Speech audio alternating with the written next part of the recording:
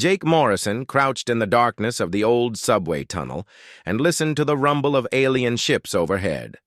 The sound made his teeth hurt, but he had learned to ignore pain 15 years ago when the Zephyrians came and took everything from humanity. The metal walls around him dripped with condensation and rust, and the air smelled like death and despair, but this was home now for the last free humans on Earth. Lisa Carter worked quietly at her makeshift workbench 20 feet away from Jake.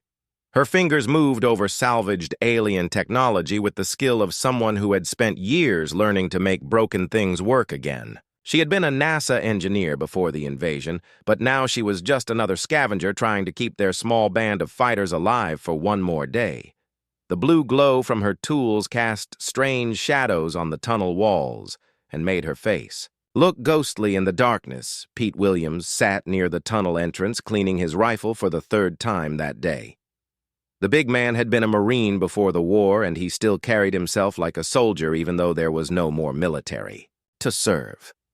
His hands never stopped moving, and his eyes never stopped watching the shadows for signs of danger. Jake knew that Pete had not slept well in years because the nightmares of the invasion still haunted him every night. The three of them were all that remained of a resistance cell that had once numbered in the hundreds. The others had died in failed attacks or been captured by Zephyrian patrols or simply given up and walked into the alien processing centers to become slaves. Jake refused to think about how many friends he had lost over the years because that way lay madness, and he needed to stay focused on survival. Above them, the city that had once been New York buzzed with alien activity. The Zephyrians had turned the skyscrapers into mining platforms and the streets into loading docks for their cargo ships. Humans worked in the ruins of their own civilization under the watchful eyes of alien overseers who would kill anyone who showed the slightest sign of resistance. The lucky ones died quickly, but the unlucky ones were taken away for experiments that no one talked about. Jake pulled out his old tablet and studied the patrol routes that Lisa had hacked from the alien communication networks. Tonight, they would hit another supply convoy carrying processed metals from the mining operations in what used to be Central Park. It would be dangerous, and they would probably lose someone, but they had to keep fighting because the moment they stopped the last spark of human freedom would die forever. Lisa looked up from her work and caught Jake staring at the tablet. She knew what he was thinking because they had been together in this tunnel for 3 years, and she could read his moods like a book. The attack tonight was necessary, but it was also probably suicide, and they all knew it. The Zephyrians had been increasing their security with each successful human attack, and sooner or later their luck would run out. Pete finished cleaning his rifle and walked over to where Jake and Lisa were working. The big man moved like a cat despite his size, and Jake had seen him kill alien soldiers with nothing but his bare hands. Pete was the reason their little group had survived, as long as they had, because he understood war in a way that Jake and Lisa never could. He was also slowly going insane from the constant violence. But Jake tried not to think about that either. The sound of footsteps echoed through the tunnel, and all three humans froze. Jake reached for his weapon, while Pete melted into the shadows, near the entrance. Lisa quickly shut down her equipment and grabbed the emergency pack that contained their most important tools and supplies. They had practiced this drill hundreds of times, but Jake still felt his heart racing as they waited to see if death was coming for them. A coded whistle echoed through the darkness, and Jake relaxed slightly. It was Danny Murphy returning from his scouting mission in the upper levels. The young man appeared out of the shadows, looking tired and scared, but alive. He had news about the supply convoy, and it was not good news. The Zephyrians had doubled the guard and added air support, which meant their planned attack would be even more dangerous than usual. Danny also brought word from other resistance cells scattered throughout the ruins of the city. Most of them were barely surviving, and some had not been heard from in weeks. The aliens were systematically hunting down the last free humans, and it was only a matter of time before they found every hiding place. Jake listened to the report and felt the familiar weight of despair settling on his shoulders like a lead blanket. But then Danny mentioned something strange that he had seen in the abandoned financial district. There were old buildings there that the aliens had never bothered to explore because they contained nothing of value to them. Danny had found one building that had unusual energy readings coming from deep underground. It might be nothing, but it might also be something that the Zephyrians had missed in their initial conquest. Jake made a decision that would change everything for the last free humans on Earth.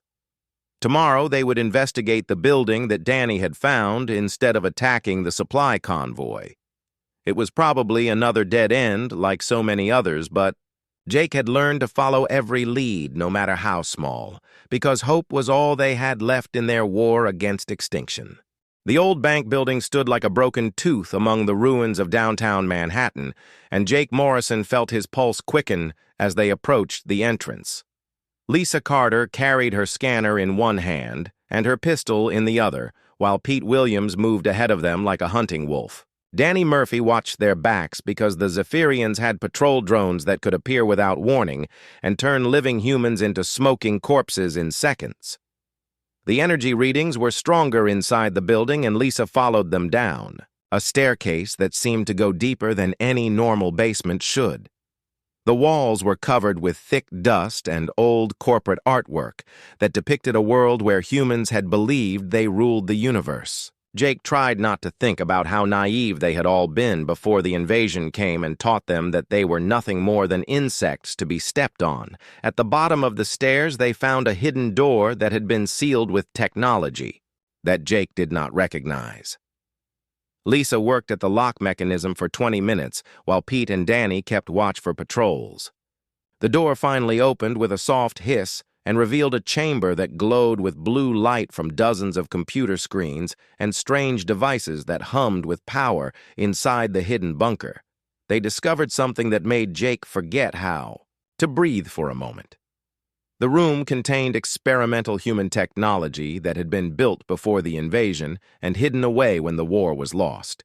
Most importantly, there was a quantum communication device that could send messages across the galaxy instantly without being detected by Zephyrian monitoring systems. Lisa connected her equipment to the quantum communicator and began broadcasting a simple message into the darkness of space. She sent their location and their situation and a desperate plea for any other humans who might be listening to respond.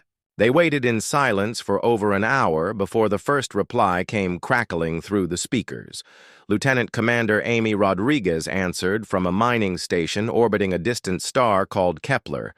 Her voice was tired and full of pain, but she was alive and fighting. She told them about the mining operation where humans worked 18-hour shifts digging rare minerals for their alien masters. Amy had been organizing small acts of sabotage, but her people were dying slowly from radiation poisoning and starvation. Captain Sam Tucker responded next from an agricultural world near Proxima Centauri, where humans grew food for the Zephyrian Empire. His people lived in camps surrounded by electric fences and were forbidden to eat the crops they harvested. Sam had been planning a revolt, but his fighters had no weapons and no hope of success against the alien overseers who controlled every aspect of their lives. More voices came through the communicator over the next few hours, and each one told the same story of defeat and desperation. 17 different human settlements scattered across the galaxy had survived the initial invasion, but all of them were slowly dying under alien oppression. For 15 years, each group had believed they were alone in their struggle against the Zephyrian Empire. But as they talked, Jake began to realize that each settlement had developed unique ways of fighting back. Amy had learned to hack alien mining equipment and turn it into weapons. Sam had discovered how to make explosives from agricultural chemicals. Other settlements had found ways to disrupt alien communications or poison their water supplies or sabotage their spacecraft. For the first time since the invasion, Jake felt something that he had almost forgotten existed.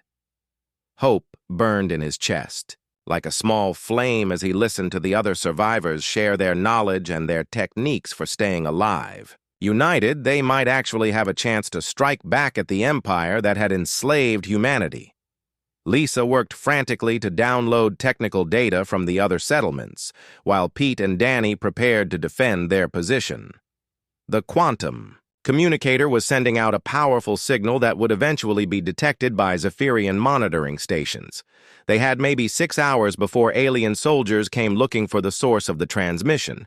Amy Rodriguez shared the plans for her mining equipment hacks, while Sam Tucker explained how to make biological weapons from common plants. A woman named Carol Davis from Europa told them how to jam alien sensors, and a man called Frank Stone from Titan described techniques for building improvised spacecraft from salvaged parts. Each piece of information was precious beyond measure, but then the communicator started picking up Zephyrian military channels, and Lisa went pale as she listened to the alien voices. The Empire had detected their transmission and triangulated their position. Orbital bombardment ships were already moving into position above New York, and they had less than 30 minutes before the entire financial district was turned into radioactive glass. Jake made the hardest decision of his life and ordered everyone to abandon the bunker immediately. They could not save the quantum communicator, but they could save the data that Lisa had downloaded. Pete grabbed the storage devices, while Danny helped Lisa pack her essential equipment. Jake took one last look at the amazing technology they were leaving behind and felt like he was abandoning his own children. They ran through the streets of ruined Manhattan as the first energy beams began falling from the sky. Buildings exploded around them, and the ground shook with each impact as the Zephyrian ships systematically destroyed everything in a 10-block radius. Jake felt the heat from the explosions on his back as they dove into a storm drain just seconds before their escape route was vaporized. In the safety of the underground tunnels, Jake realized that everything had changed. They were no longer alone in their fight against the Empire, and they now possessed knowledge that could turn the tide of war. The other human settlements were organizing their own resistance movements and sharing information through hidden communication networks. Amy Rodriguez had managed to capture a small Zephyrian transport ship before the aliens cut off her communications. Sam Tucker was training his farmers to become guerrilla fighters using the new techniques they had learned. All across the galaxy, the last free humans were preparing to fight back with weapons and tactics that the Empire had never seen before. The Zephyrians had made a terrible mistake by allowing the human settlements to communicate with each other. They had created a network of resistance that spanned star systems and united scattered survivors under a common cause. The aliens might have superior technology, but humans had something more powerful, which was the desperate fury of a species, fighting for its very survival. Jake Morrison and his team had been living in the deep subway tunnels for 2 weeks since the orbital bombardment destroyed their old hideout. The air was thick with the smell of smoke and radiation from the surface, and every breath felt like swallowing poison. Lisa Carter worked constantly on the data they had saved from the quantum communicator, while Pete Williams and Danny Murphy took turns watching for alien search teams that were hunting through the ruins above them. The encrypted messages kept coming through their portable communication device, and each transmission brought news of resistance activities across the galaxy. Amy Rodriguez had successfully captured a Zephyrian supply depot and liberated 300 human prisoners. Sam Tucker had poisoned an entire alien garrison using modified plant toxins, and his farmers were now armed with weapons taken from dead overseers. Other settlements reported similar victories, but the celebrations were always brief because the Empire struck back with overwhelming force. Dr. Helen Barnes contacted them from a hidden laboratory in the Appalachian Mountains, where she had been studying captured Zephyrian technology for over a decade. The old woman had been a xenobiologist before the invasion, and she possessed knowledge about alien biology that could prove crucial to the resistance. She told Jake that she had discovered something important about Zephyrian technology that could change the course of the war.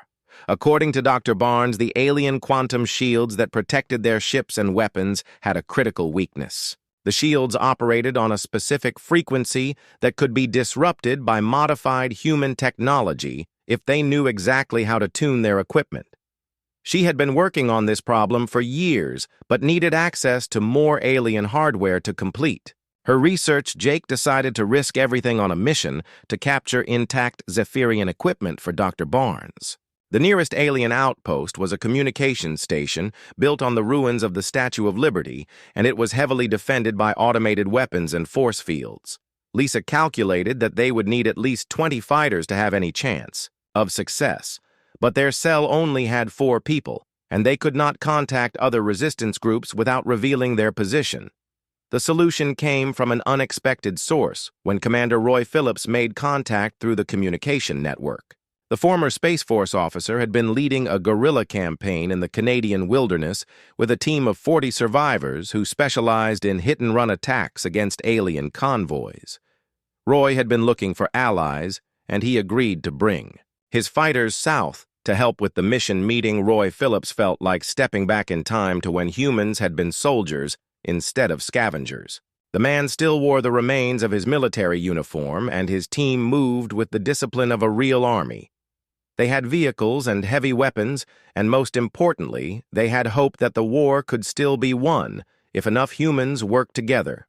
Assault on the communications station began at dawn, with Roy's fighters creating a diversion on the New Jersey side of the harbor, while Jake's team approached from the water in stolen boats. The plan was simple but dangerous because the Zephyrians would respond to any attack with orbital bombardment within 30 minutes. They had to capture the equipment and escape before the ships above could target their position. Pete Williams proved his worth by swimming underwater to the base of the statue and planting explosives that disabled the main power grid. Lisa Carter hacked into the alien computer systems and downloaded terabytes of technical data, while Danny Murphy and Roy's fighters held off the automated defense systems.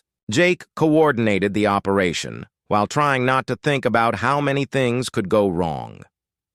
The mission succeeded beyond their wildest hopes because they not only captured the equipment that Dr. Barnes needed, but also rescued 12 human prisoners who had been held in the communication station.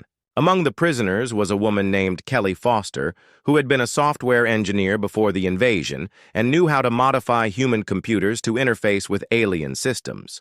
Dr. Barnes confirmed over the communication network that the captured technology contained everything she needed to build frequency disruptors that could disable Zephyrian shields. She began sharing the technical specifications with resistance cells across the galaxy so that other settlements could build their own shield disruptors using local materials and salvaged equipment.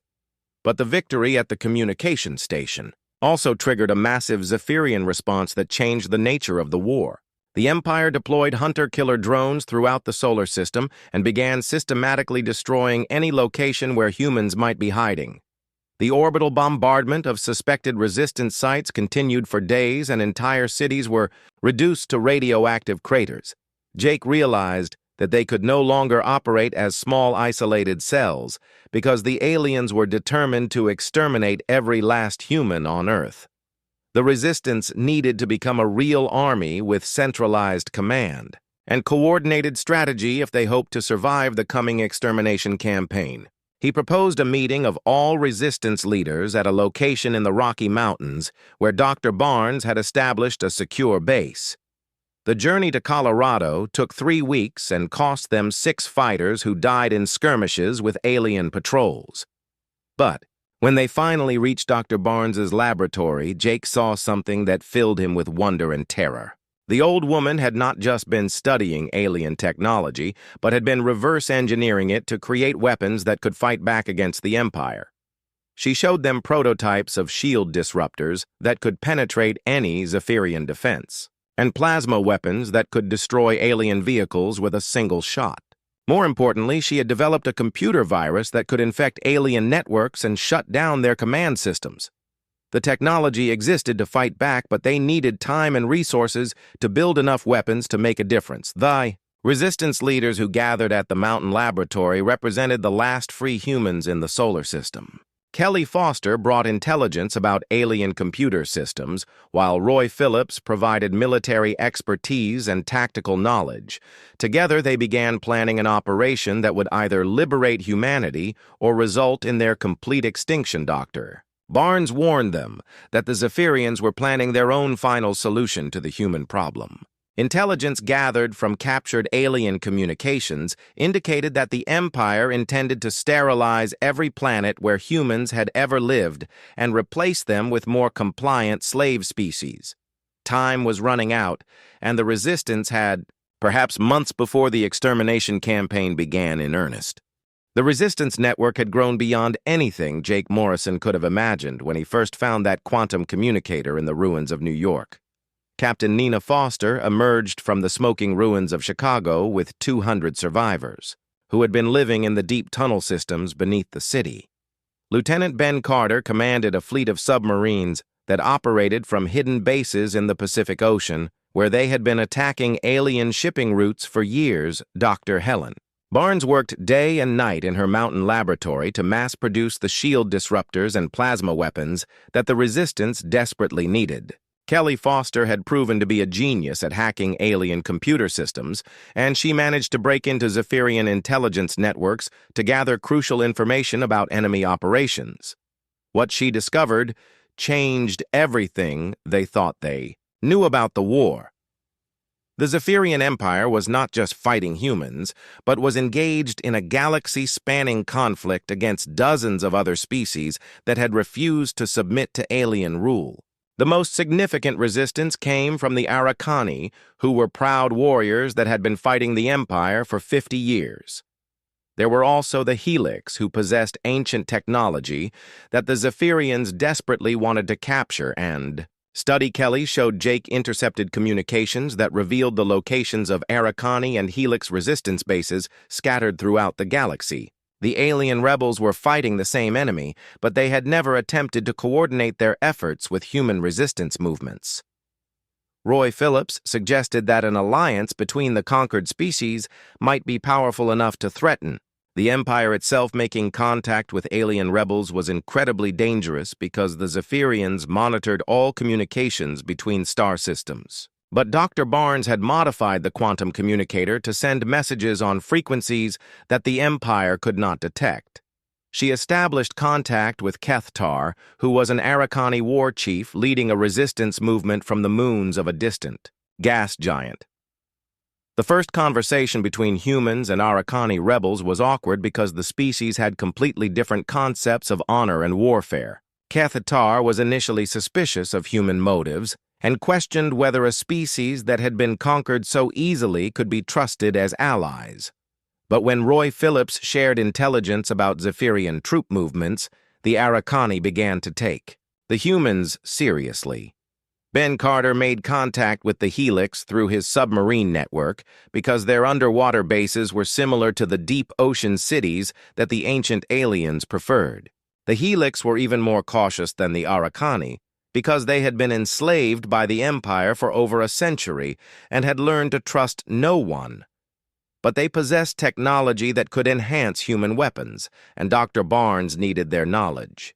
To complete her research, the first joint operation between humans and alien rebels was planned as a strike against a Zephyrian research facility on Mars, where the Empire was developing new weapons for their final extermination campaign. Jake would lead the ground assault with support from Kethtar and his Arakani warriors. Amy Rodriguez would provide space support using the ships she had captured from alien convoys. The journey to Mars took 2 months, and Jake spent the time learning to fight alongside the Arakani warriors who were unlike any soldiers he had ever encountered. They were tall and covered with natural armor that could deflect energy weapons, and they fought with a savagery that made human Marines look gentle. Kethtar taught Jake that warfare was not just about killing enemies, but about proving your species deserved to survive. The Helix provided stealth technology that allowed their ships to approach Mars without being detected by the orbital defense platforms. Their ancient knowledge of quantum mechanics enabled them to modify human weapons so that they could penetrate any Zephyrian shield. But the alien allies demanded something in return for their help, and Jake was not sure he could deliver what they wanted. The Helix wanted access to human emotional responses because their own species had lost the ability to feel strong emotions. Over thousands of years of evolution, they believed that human passion and determination were weapons that could be studied and replicated. The Araucani wanted proof that humans could fight with honor instead of relying on tricks and deception to defeat their enemies. The assault on the Mars research facility began with Ben Carter's submarines attacking the underwater portions of the base, while Kethtar led an airborne assault against the surface installations. Jake commanded a mixed force of humans and alien rebels who had to penetrate the deep underground levels where the most sensitive research was conducted. The battle was unlike anything in human history. Fighting alongside the Araucani was like being part of a natural disaster that targeted only enemies. The warriors moved through Zephyrian defenses like a storm that could not be stopped or reasoned with. Jake watched Kethtar tear through a squad of alien soldiers using nothing but his claws, and realized that humans had never understood what real warfare looked like. The Helix provided technological support that bordered on magic as they manipulated Zephyrian equipment from a distance and turned alien weapons against their creators. Jake saw them phase through solid walls and appear behind enemy lines to strike without warning. Their ancient knowledge made human technology look primitive, but they fought with cold calculation instead of passion. The mission succeeded beyond all expectations as they captured not only the research data they had come for, but also liberated over 1,000 prisoners from dozens of different species. More importantly, they proved that cooperation between the conquered peoples was possible and effective. The Zephyrian Empire had ruled through divide-and-conquer tactics, but the Resistance had found a way to unite. But victory came with a terrible price as the Empire responded to the successful alliance by launching massive retaliation strikes against human settlements across the galaxy. Amy Rodriguez lost half her fleet defending the Kepler mining station, and Sam Tucker watched his agricultural world burn under orbital bombardment. The aliens had decided that the Resistance had become too dangerous to tolerate. Jake returned to Earth to find that the Zephyrians had begun implementing their final solution for the human problem. Extermination fleets were moving toward every planet where humans had ever lived, and the Empire had announced that all captured humans would be executed immediately instead of being enslaved. The war had entered its final phase, and only one side would survive to see the end. The Resistance fleet gathered in the asteroid belt between Mars and Jupiter looked pathetic compared to the massive Zephyrian armadas that controlled the galaxy. Captain Kate Sullivan commanded the largest ship, which was a captured alien heavy cruiser that they had renamed Defiance, but even their most powerful vessel was dwarfed by the enemy battleships that patrolled every star system. Jake Morrison stood on the bridge and tried not to think about how impossible their mission seemed. Dr. Helen Barnes had finally completed her research into the Zephyrian quantum network, and the results were both encouraging and terrifying. The entire empire was controlled by a central processing core located in their home system that coordinated all military operations across thousands of worlds. If they could destroy that core, then every Zephyrian ship and weapon would lose coordination and become vulnerable to attack. But reaching the enemy home system would require every ship and fighter that the Resistance could gather, and even then, their chances of survival were minimal. Roy Phillips had calculated that they would face overwhelming odds, and most of their people would die in the attempt. The alternative was waiting for the extermination fleets to systematically destroy every human settlement in the galaxy. Amy Rodriguez arrived from the Kepler system with the survivors of her mining operation, and her face showed the strain of watching her people die under alien bombardment. Sam Tucker brought what remained of his agricultural fighters, and they looked like scarecrows compared to the well-fed Zephyrian soldiers they would face. Every Resistance cell had suffered massive losses, but they were all that stood between humanity and complete extinction. The Araucani war fleet led by Kethtar was impressive, but their ships were damaged from years of fighting, and they had lost many of their best warriors in recent battles. The Helix contributed their ancient vessels that possessed technology beyond human understanding, but their numbers were small because most of their people had been enslaved centuries ago. The combined Resistance force was united in purpose, but desperately outnumbered Jake spent the 3-month journey to the Zephyrian home system training with alien warriors and trying to prepare his people for the most dangerous mission in human history. The Arakani taught them how to fight in close-quarters combat, while the Helix shared knowledge about disabling alien technology. Every day brought them closer to a battle that would determine the fate of countless species.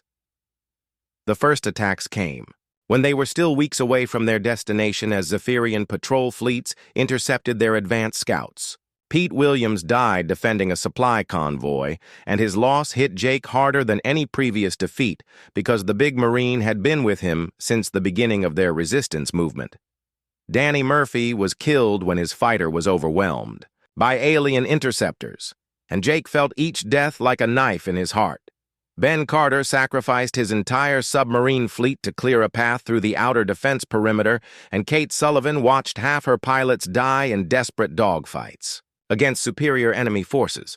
By the time they reached the Zephyrian home system, they had lost over 60% of their original strength, and Jake knew that most of the survivors would not live to see another sunrise.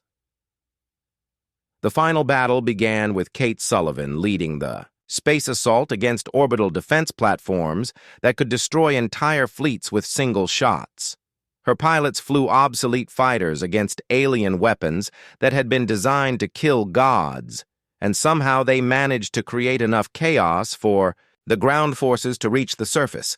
Jake watched from his transport as the Defiance exploded in a ball of fire that lit up the darkness of space on the planet's surface. Jake led a mixed force of humans and alien rebels through landscapes that looked like nightmares made real. The Zephyrian homeworld was a factory planet where billions of enslaved beings worked to produce the weapons and ships that maintained the Empire. The Quantum Network core was located deep underground beneath layers of defenses that had never been penetrated by enemy forces. Kethtar fought like a demon possessed as he carved a path through alien defenders using weapons that had been passed down through generations of Arakani warriors. The Helix phased through solid matter and struck at enemies from impossible angles, while their ancient technology disrupted every defensive system the Zephyrians deployed. Jake coordinated the assault while trying to keep his people alive long enough to reach their objective. Dr. Barnes carried the virus program that represented their only hope of destroying the quantum network, but she needed to physically connect to the core computer to upload her weapon. The old woman had volunteered for what amounted to a suicide mission because she knew that someone had to sacrifice themselves to save everyone else. Jake tried to protect her as they fought their way deeper into the alien stronghold.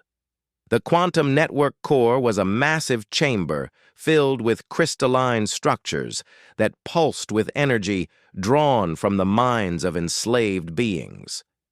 Jake could hear the screams of millions of prisoners whose life force powered the system that controlled the Zephyrian Empire. Amy Rodriguez had warned him about this, but seeing it in person made him sick with horror and rage.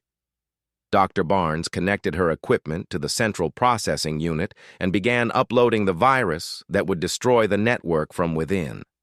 The process would take 10 minutes, and Jake knew that they did not have that long before Zephyrian reinforcements overwhelmed their position. Roy Phillips had stayed behind to coordinate the defense of their escape route, but his communications had gone silent an hour ago. The virus began spreading through the quantum network, and Jake watched alien systems fail one by one as their coordination broke down. Ships lost power and weapons stopped firing, and communication networks went dark across the galaxy. But the process was also killing the enslaved minds that powered the system, and Jake realized that victory would come at the cost of millions of innocent lives. Kethtar held the entrance to the core chamber against waves of Zephyrian soldiers, while Dr. Barnes worked frantically to complete the upload. The Arakani warrior was bleeding from dozens of wounds, but he refused to retreat because honor demanded that he protect the mission. Jake fought beside him and watched alien bullets tear through his body as the virus reached critical saturation. The quantum network collapsed in a cascade failure that sent shock waves through the crystalline structures and brought down sections of the ceiling. Dr. Barnes finished the upload just as a Zephyrian energy beam cut through her chest, and she died with a smile on her face, knowing that her sacrifice had freed the galaxy. Jake held her hand as the light faded from her eyes and promised that her name would be remembered forever.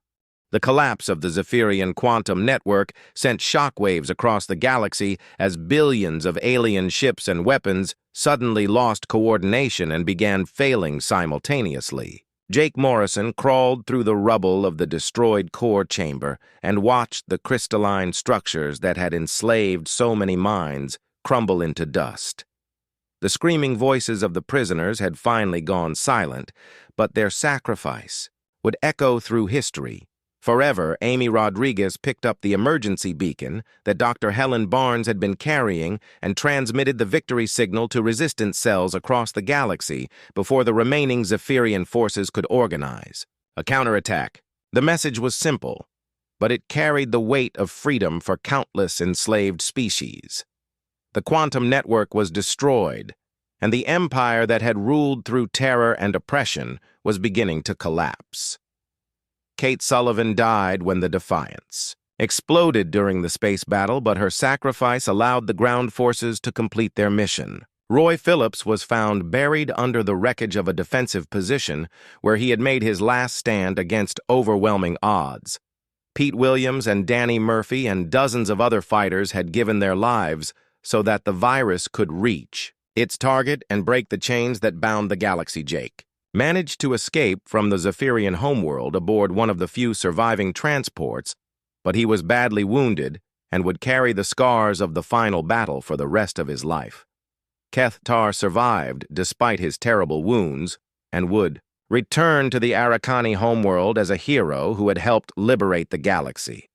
The Helix withdrew to their ancient cities to contemplate what they had learned about the power of human emotions in warfare.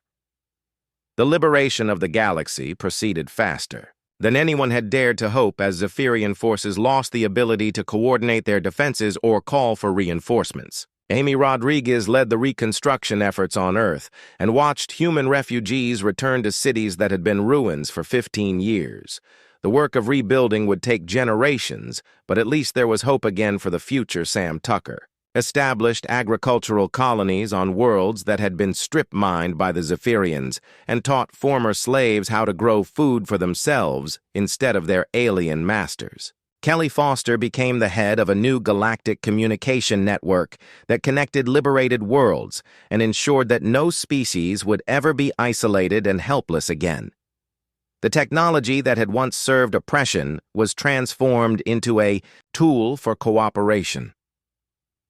The Arakani and Helix became humanity's closest allies in the new galactic civilization that emerged from the ruins of the Empire. Together, they established the Free Worlds Alliance, based on principles of mutual respect and shared defense against any future threats. The former slave species were given the choice of independence or membership in the alliance, and most chose to join the coalition that had liberated them. But victory came with a price that would haunt the survivors for the rest of their lives. Millions of enslaved minds had died when the quantum network collapsed, and their sacrifice weighed heavily on everyone who had participated in the final battle. Dr. Barnes had known that destroying the network would kill the prisoners, but she made the choice anyway, because the alternative was eternal slavery for every free being in the galaxy. Jake Morrison retired to a small farm on Earth where he could try to forget the horrors of war and remember what it meant to be human. He was visited regularly by other survivors who needed to talk to someone who understood the weight of the choices they had made. The nightmares never completely went away, but they were balanced by the knowledge that their sacrifice had meaning. Amy Rodriguez became the first president of the restored human government and dedicated her administration to ensuring that humanity would never again be caught unprepared for threats from beyond Earth. She established military academies where human officers trained alongside Arakani warriors and Helix technicians to create a unified defense force capable of protecting the Galaxy 20. Years after the final battle, Amy stood before a gathering of representatives from over 200 liberated worlds and spoke about the resistance fighters who had given everything for freedom. She told them about Jake Morrison and Kate Sullivan and Roy Phillips and all the others who had died so that slavery would never again chain the free peoples of the galaxy. Monuments were erected on every world to honor the fallen heroes of the resistance, and each memorial carried the same inscription. The words were simple, but they captured the essence of what the last free humans had accomplished when they refused to surrender to impossible odds.